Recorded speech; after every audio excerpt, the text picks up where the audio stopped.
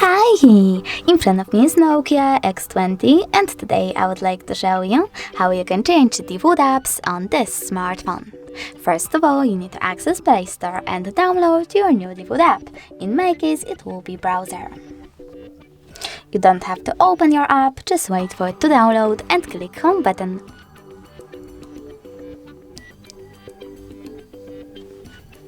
Then select Settings, choose Apps over here and scroll down. Then click on Default Apps and pick one of those sections. I want to change my browser, so I have to go with Browser app, tap on my Opera and simply go back.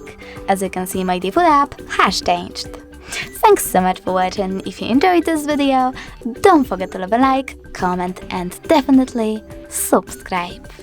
Bye!